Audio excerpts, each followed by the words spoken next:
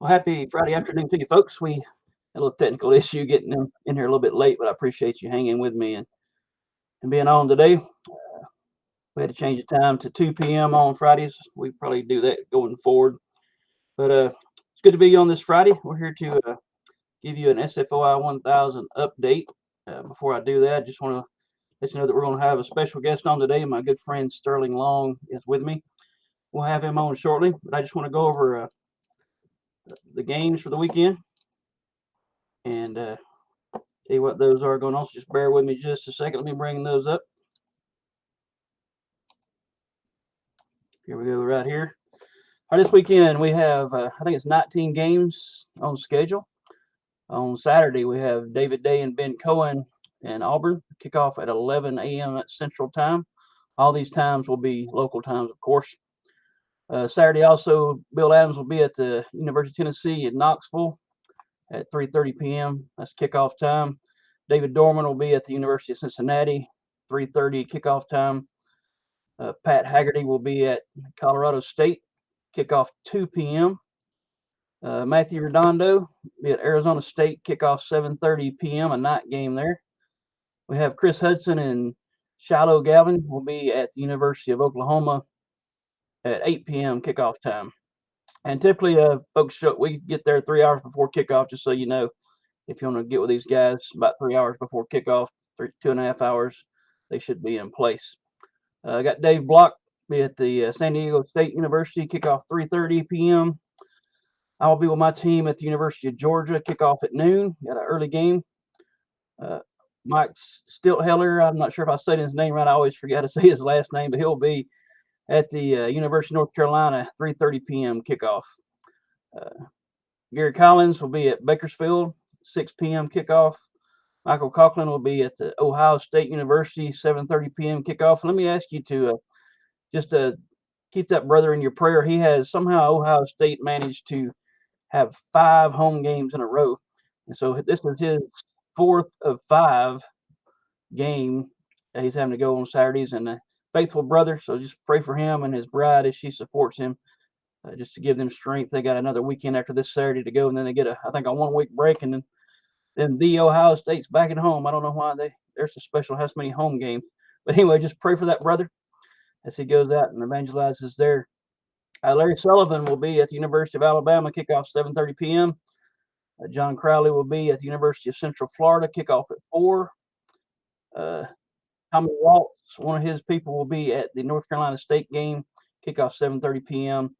Brian Nine will be at the Colts game on Sunday, kickoff at 1. Doc Shank Bill will be at the Vikings game, kickoff at 12 on Sunday. Uh, Thursday, the 29th, David Dorman will be at the Bengals game, kickoff at 8:15.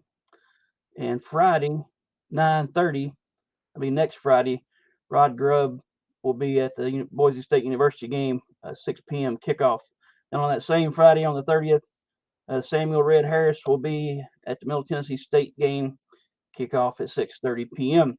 So that's our game schedule for the weekend, up through next Friday. So I pray that you will join me in praying for all these different ministry locations. We're excited to have the gospel preached to all these folks. Literally thousands of people are going to hear the gospel the next 10 days through these men that have committed to preaching at these games. So I pray that you will pray for them, and not only that, pray about joining them. If you live nearby one of these stadiums, contact me if you can't get in touch with them, although you can go to sfoi.org and go to the SFOI 1000 tab, and you can find all their contact information for all these men. But if you just want to contact me directly, that's fine as well. I can get you in touch with the right people. And on top of that, if you live near a stadium and you don't see a stadium on our list, we would certainly encourage you to pray about being out there and participating and starting a team at these other stadiums, because our goal for SFOI 1000 is to have the gospel preached at every Division I college and NFL home football game. A big goal, it sounds like, but it's not that big when you think about it. I mean, God can do all things, right? We have 32, 33 stadiums, I think, covered this year. Last year we had 27, so we had a little growth, but always room for more. So if you have the desire to do this, you don't know what to do, where to start, how to do it, get with me, and I can point you in the right direction. Bill has put together a lot of resources for us. Sports fan outreach. We have training for sermon prep. We have people that have been doing this for years that can give you advice, help you figure out the best location, times to be there, everything you need. Gospel tracts can be provided for you as well. So just let me know if you want to get started and just don't know how. Don't let that stop you. Don't fall into the trap I used to fall into and use that as an excuse. Use the "I don't know how to start" excuse to not start. Sometimes you just have to go out there and start. And speaking of that, this week I sent out an email every week. Hopefully it's an encouraging email and a reminder to remind us to pray for each other. But this week, if you didn't read it, I put a quote from one of my favorite generals in there, General George S. Patton. As you know, he's a very interesting character. If you don't know much about him, you should read up on him a little bit. But a quote from General Patton I used to have on my office wall at work. It says this. It says, "A good plan, violently executed now, is better than a perfect plan next week." Now, I'm not endorsing violence. Let me start off by saying that by no means. But what he's saying is that you can get so wound up and bound in preparation that you never execute. I remember that there's an old Civil War general. I forgot which one it was that the president got mad at him because all he did was train, train, train. He never executed any plan, never went into battle or anything. So he fired him. And so what we're saying here is that you can get so bogged down in the preparation till it becomes an excuse and you don't go. So don't let that hinder you. Get out and start. Some things you can only learn, as I think Heath and I were talking yesterday, some things you can only learn by doing. There's only so much you can learn by studying, praying, and all that. But not that that's not important. It's super important. But you got to get out there. Just get out there and do it. I mean, you're gonna mess up. You're gonna make mistakes. All of us do. Eventually, we don't. None of us do it perfect. But go. God can straighten out our mess and use it to draw sinners to Himself. So I encourage you to get involved and get out and get the gospel out to the lost and dying world. But I'm gonna go ahead. I'm gonna bring my brother Stirling on. Stirling, just to give you a little heads up about him. Uh, I've known him for I guess maybe 4 or 5 years now. I can't remember exactly. Him and his wife Carol, they do ministry together. He goes down and he's actually the sports fan outreach evangelist for the Atlanta Falcons games, and he's also been going down and helping brother Doug Rentz out as he's starting down at Georgia Tech. And Stirling also goes, and I'll let him tell you about his other ministry locations when we get him online. But I'm gonna go ahead and bring him on. It's good to have him here. Just bear with me a second when I get this off the screen and get him on the screen. Hey, Stirling. Hello, Alex. How are you doing there, man? I'm good, brother. How you doing? Not bad, thank you, man. Thanks for having me on your show. Oh yeah. So I guess your conscience, I call her Carol's out of town now, huh? So you're out of control. Yeah. I'm just kidding, brother. As I was saying, I wanted to bring you on and just talk to you a little bit, let people get to know you some. We're going to talk about SFOI 1000 certainly, but before we do that, I just wonder if you would tell us a little bit about how you became a Christian, how God saved you, and how that all worked out. Okay, thank you. Well, I remember after the war in Rhodesia, we landed up back in South Africa, and I was flat broke. But I had this problem that I kept looking at my squad on parade, and there'd be gaps, and I had this big fear. What happens when you die? I thought, man, is it like being in a bus line and then you get on the bus and that's it, you know?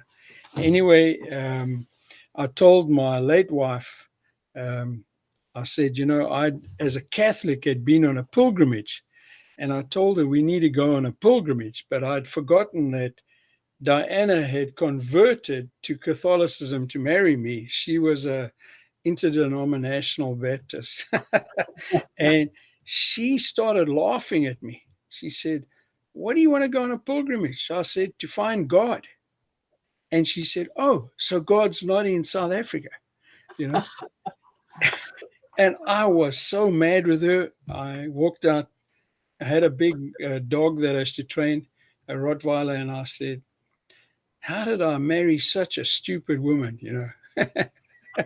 So a little while later, a friend invited me to a church. It wasn't a Catholic church; it was a Protestant church, and the pastor was preaching about what Christ thinks about life after death, and that kind of changed things. So, Cool. Very cool. yeah. All right. So, how and when did you get involved in preaching on the street? I mean, what would make a man want to do something so crazy as go out on the sidewalk and preach the gospel to people? Okay. So as you know, my late wife died, and I met Carol, and Carol and I would go and hand out tracts, and we thought we were very brave. We'd go to the Georgia Mall, we'd buy all these tracts from um, Living Waters, Yeah. and then we started hearing Ray Comfort, and but we still weren't bold enough to do what he said, you know. And one day we went out to our mall. Yeah, I live in Dawsonville, just behind the outlet mall, and we'd been handing out tracts. And it was so interesting because one day there's a woman, as I was handing out the tract, she didn't want to take it. She was pointing to her husband, who was a Muslim. And she said he needed to hear this. So we gave him the tract. And then when we got back, I said to Carol, this was amazing. We need to do something more. And so I got on the internet and I found a website called Sun Life, and it was Peter Salas's, and it introduced us to you guys in Athens. And I didn't realize you guys, but it was quite interesting because when I made contact, it was like nobody welcomed me, big stuff. Peter said, "Do you want to do it? Do it." And I had to fill in all these forms, and I was so rebellious. I remember telling Carol, "What are these forms I'm going to fill in? I'm trying to help him, you know." And so anyway, I think as my confessional statement, I put down the Belgic confessional statement. And funny enough, that's a statement that I still love today, you know. So it was quite interesting. And then we arrived and came out to Athens, and we spent some time.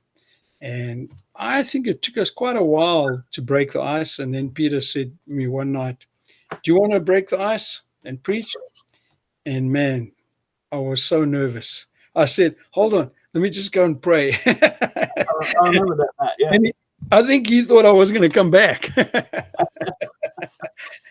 So If I remember right, that night when you the first time you preached through downtown, that we had all kinds of technical issues with the amps and stuff. They kept dying on you or something, and just poured more stress on you. I was so pleased that nobody could hear what I was saying. I remember that night well. That was good, and this leads into the next question. I guess what was the scariest part of open air preaching to start with for you? It's interesting. I was a salesman. I spent 20 years in the life industry. And my first thinking was that you could sell the gospel, but you can't. You can't. You go. It's not our message. And then, as I listened to the guys around me preach a pure gospel, I realized, gee, I know nothing. And it's actually made me read my Bible more. It's like being a living Christian, being a street preaching Christian, because Yeah. if you don't have it in you, you're going to battle to put it out.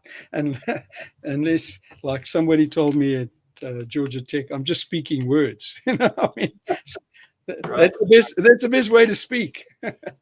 Yeah.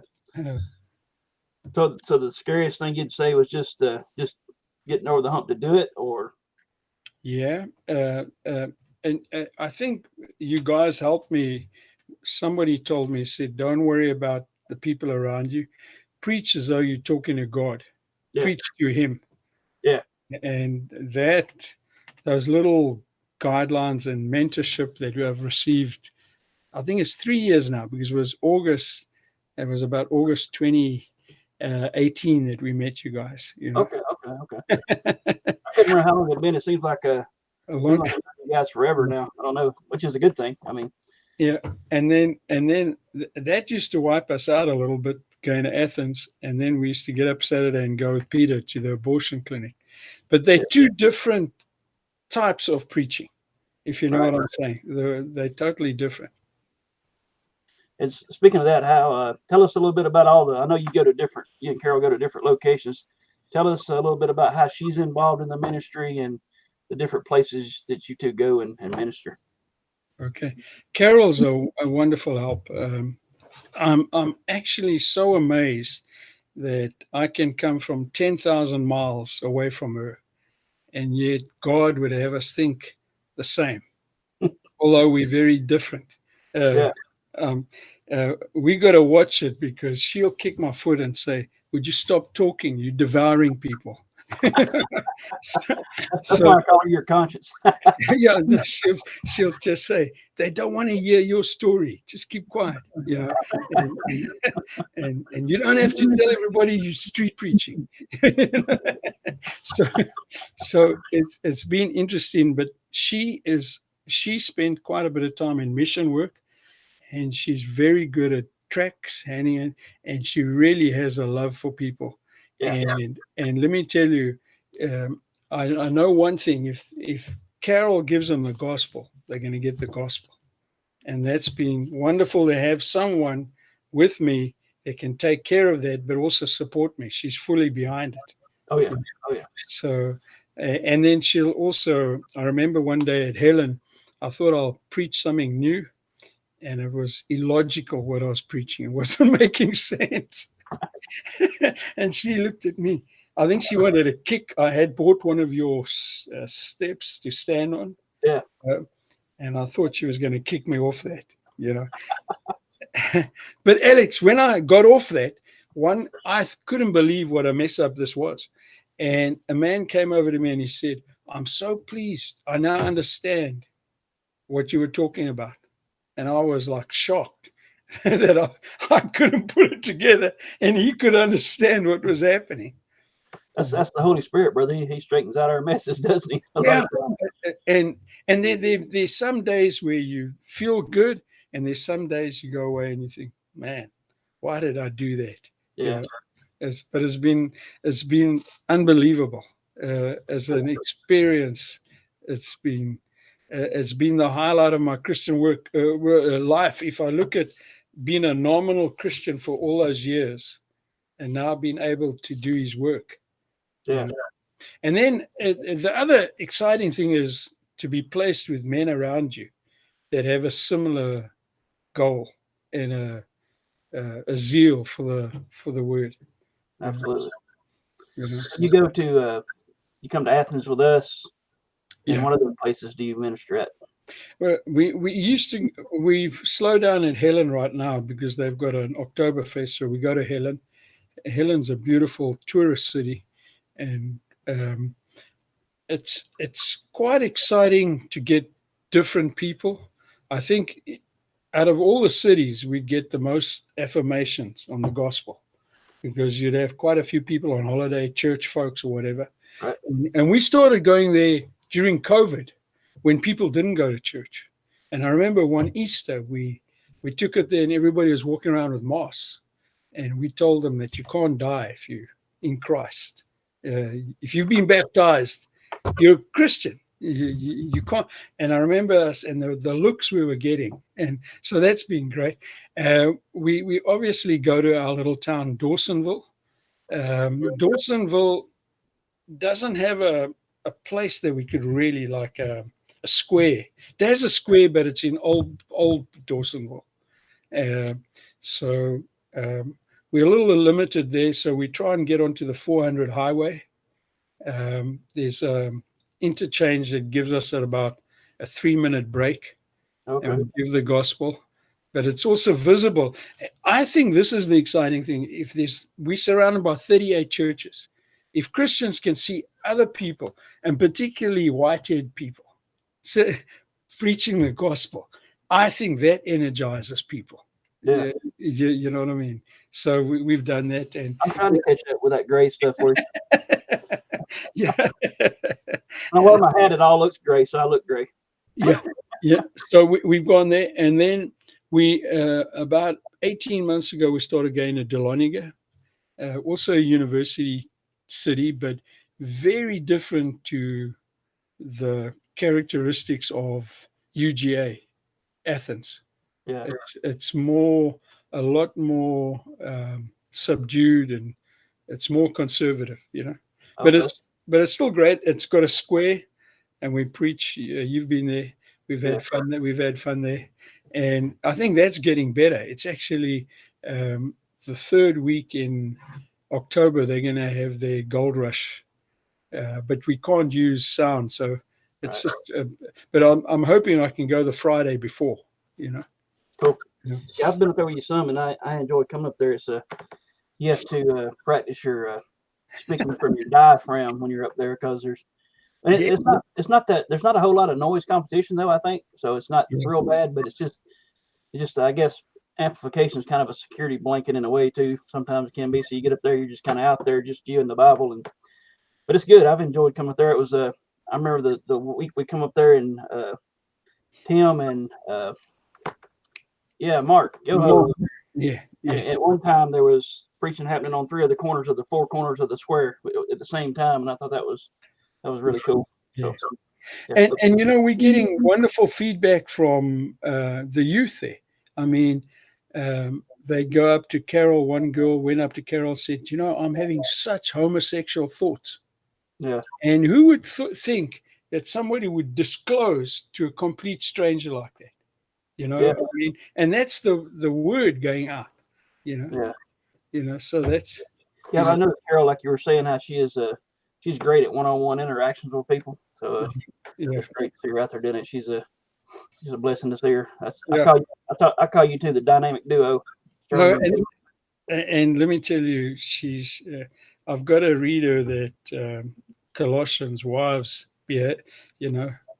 listen to your husbands, because she'll say to me, "What's your tone? What's your tone?" And then I'll say, "But tone is truthful when when you're getting animated." yeah, I think y'all even each other out good. That's good. That's good. Yeah, yeah. All right, so you're the kind of shifting gears a little bit. You're the SFOI evangelist for the Falcons games, and I know last year Brother Tim did it, and you went down there with him a lot. Yeah, yeah. So how's your experience as being the leader for that outreach there been going? It's been interesting this year, but I must tell you, it's been also enjoyable. Um, Even preaching with Tim, I remember on one occasion we went down there, and would you believe all three of us preached from the same text? Now, is that possible? Okay, and then I think I've not been to a Falcons night game, but let me tell you, I quite enjoy the local crowd. Yeah, Although we've said that we should have a prayer service afterwards for the losing team. You know what I mean? But usually the Falcons, right? the Falcons lose a lot. They can be winning, but be careful. They lose best when they're winning. Yeah. So it's actually quite an interesting crowd. Um, um, yeah, there are mockers, there is pushback, but it's not half as aggressive as other cities. Okay. It's actually quite beautiful. Yeah, I know what we've had some. I've been down there with you a couple times, and the UGA kickoff game was there. We were down for that, and you and Carol were there. But I know we've had some interaction with police officers and law enforcement, and Yeah, kind of giving us grief. But hopefully, I think we got that right. Eventually, we let the Lord lead us, and I think we got to an even better spot. Yeah, where there's far more traffic, and we almost as though we're with them as they're coming in. So that I prefer that, to be part of them rather than standing up and preaching down to them. And I think we've got it right now. Yeah. I think where we were, you get the MARTA crowd that comes on the train up from there, and that other up on the hill there where we ended up the last time we were there. You get the ones that come from parking garages, parking decks, and stuff. But it seems like, it seems thicker. Yeah, and you got buskers, But you know what? I think secretly people admire what we're doing. You think so? I really believe it because even today when I went to Dahlonega, a lot of people will thank you. Yeah. You know, so I work. I need to be affirmed. I like it if somebody says thank you for doing this. You know, Yeah. thank you, preacher man, and it also tells me you're not the only person out there. Right. And we tend to think that, but God's doing a lot of work. Yeah, it does feel that way. We experience the same thing at UGA games. We get more affirmation there certainly Yeah, than we do downtown, which is very rare and far yeah. between down there with all those college kids. But yeah, but I'm thankful for you being down there, taking the reins there at the Falcons games, and look forward to being down there with you more. Hopefully Yeah. I will be. And Alex, yeah, you know, the craziest thing was Carol and I had to learn the trains because now I've been on the tubes in London, which is more complicated, but somehow changing going west or changing going east threw me in Atlanta, you know. So we would go early and it's been great, you know. I used to ride down some from I forgot where to get on and ride down there, but I tend to prefer driving. Just I got this OCD thing. I like to be in charge of my transportation. I don't like to put it in somebody else's hands for some silly reason, I guess. so I'll Yeah, drive down and pay like 40, $50 for parking instead of riding the train. yeah, no. Yeah, that's But good. I think we got a bit of a break until 2nd of October, Yeah. and then we're quite busy through October. Okay. So let's see what happens there. So I'm hoping they do well, um, uh, and Falcons gives us an opportunity to preach to more people. Yeah, absolutely, absolutely. Then you go down. You've been going down with Doug to Georgia Tech as he's getting started down there. And how's that Yeah, been going? yeah. That has been quite interesting. Uh, I I think it's been one of shock and amazement that we would be there preaching. I don't know. I haven't seen a lot of other preachers in that specific area. Yeah, I don't think they're quite as good as other teams. So they do get a strong following, but that has been great. I think the pushback we've had is more from parents, not from the kids, oh, really? not from the students.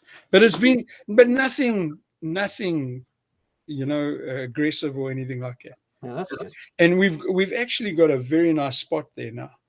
It's actually, I don't know how we found it, but Yeah, we're right next to one of the houses, the residents. yeah. I hope to And get down there for at least one game this year with you guys. I just gotta my logistics sometimes gets all so, swirly on me. yeah. Where I want to go. All No, right, now let's talk about one more thing, and then I won't keep you much longer. What would you say if someone come up and ask you why they should get involved in sports fan outreach, specifically SFOI 1000 preaching at ball games? I guess okay, the easy way to say it is, what are the benefits? I guess is what we could say. okay. I would firstly say if you're serious about wanting to preach and learn the craft of preaching, because it's almost, I was a home inspector. Now I'm doing something different every day, preaching, and somebody's got to teach you this. Yeah, I think this is a great little organization that's going to teach you the word. The resources are there. I mean, we've got teachers, we've got Monday and Tuesday evenings, and then you'll be in a team as well. You won't be left to yourself. And I think just having the mentorship of people who've done it, who are going to come beside you and show you. I mean, you're going to have to want to do it, but we'll come behind you and show you and walk with you, and that's what they've done with me, you know. And Yeah, it's been, I can only tell them, hey, come out and just, if this is on your heart, don't hide your lamp under a bushel. There are yeah, people here will show you how to do it. And let me tell you, I don't think there was a bigger basket case than Stirling Long. I mean, I mean, from how to preach this, you know what I mean. I had to learn. I really had to, even as a word of faith. I was a charismatic background. yeah, I had to really learn this gospel to give the message. It wasn't just, and these guys will show you how to do it.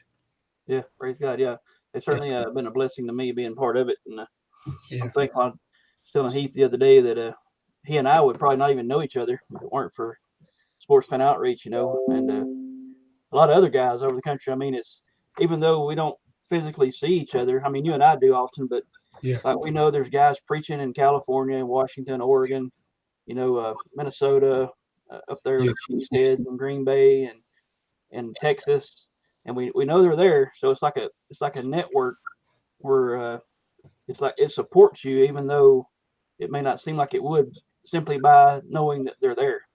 And Yeah. so Yeah. it's a great thing. It's been a blessing to me, and I'm glad that you and I get to serve together in that and other ways. And it's been fun. It's been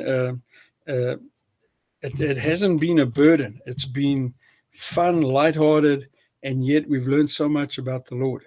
Yeah, There's a camaraderie that you really are close. yeah. Let me ask you this: you're a military man. You and Garth, your twin brother.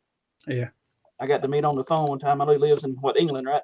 And, but when you were in the military, I know when I was in the military, it's like I could never find anything after that with the same type of camaraderie or Yeah. felt that. But this is like the closest thing I've ever found to that. Would you agree with that, or you see a different thing? Or Oh, and I mean, if you look at the difference in us, we're all different, but what drives us is Christ. yeah, It's us being in Christ is the central thing. And I agree with you. It's like being a soldier for the Lord. yeah. but We share in the same experience, even though it's a little different everywhere. But like yeah, when somebody comes up to you and says, "Man, this heckler came up and said blah blah blah to me," you understand exactly what that's like.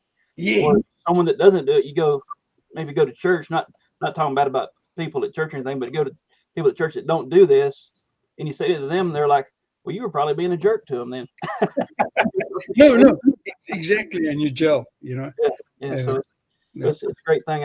I'm very blessed to be a small part of it. But brother, I appreciate you taking the time to be on here with me. I love you and Carol. Y'all are awesome examples, and you've often tell people that even though you both have the gray hair going on, with that stuff that you almost brought it's like you brought young energy back to our group in Athens when y'all came on board and started ministering with us, because we'd been together, I guess, all of us so long, we'd kind of got maybe in a rut a little bit, for lack of a better word, uh, and you two came in with your excitement and energy, and it just kind of, I know for me, it re-energized me, so I'm thankful for that, and thankful we have our paths cross here and get to preach in Georgia no, together. it's been wonderful, and thank you, Alex. All right, brother, we'll talk to you soon. Okay, God bless you. Be good. All right. Thank you. All right, folks, there you have it. That's Mr. Stirling Long, one of my good friends to get to minister with here in Georgia. If you ever get a chance to hang out with he and Carol, I encourage you to do so. You'll be blessed. I know we were laughing a lot about Carol being his conscience and stuff, and it's just a joke. It's just a lighthearted joke. We don't mean anything by that. Certainly, she's a super sweet lady. Love her dearly. Great help to Stirling, I know, and it's just great to be out there with them folks, and they'll encourage you, and they'll challenge you, and they'll set an example for you, for us younger people a little bit. I'm a little bit younger than them, to try to keep up with them, because they still got a lot of energy going. So just pray for them, and join them when you can, and go back to this list we talked about earlier. I'll bring it back up one more time so you can see, and it's also on the website SFOI.org. You can go and find this and find you a game to go preach at. We can sit and make excuses all day. I know I can. I can always find some reason not to go do evangelism. A lot of times on Friday nights I'll be tired, and it's like I can feel my flesh trying to find an excuse not to go. So don't let that stop you. You gotta war against that, and get out there anyway. Once you get going, you'll be glad you did. I promise you. And just think about the billions of people on planet Earth that need to hear the gospel. The Bible tells us that uh, straight is a path and narrow is the gate that leads to redemption, but broad is a path that leads to destruction. And we know by that there's going to be many more people that end up in the lake of fire in the end than end up in the pearly gates. But we don't want it to be because we didn't go out and do our job. Just think about what Christ has done for us. He came the perfect, sinless Son of God. God himself came in the flesh and took on humanity, adding that to his divinity, and walked planet Earth some 33 years, never sinned, thought, word, or deed. But in spite of that, he was arrested, beaten terribly, had a crown of thorns planted on his head, made to carry his own cross until his uh, physical body gave way and he had to get help. Nailed him to this cross where the wrath of God that we deserve was poured out on him, dying this horrific death to the point where the Father actually turned his back on him, and Jesus said, Father, Father, why have you forsaken me? And there Jesus gave up the ghost and died and was buried in a borrowed tomb, but thank God he was raised from the dead on the third day, and was seen by hundreds, defeating death, proving that he was God. And he did that so that sinners like you and I can have eternal life. Not only that, but he made us his ambassadors on earth, as 2 Corinthians tells us. Paul instructs us that we're his ambassadors. We go out and we plead with people to be reconciled to God. We've been given this ministry of reconciliation. So think about this: the creator of the universe, who came and gave himself willingly, even though he was innocent, took the wrath that you and I deserve upon himself, who is now seated at the right hand of the Father, has commissioned us to be his ambassador, to compel people to come into the kingdom and be redeemed to their creator. That's what Jesus has commissioned us to do, our creator, the one who took our wrath. How can we not obey that? How can we sit on our couches and in our recliners and not go and preach the gospel?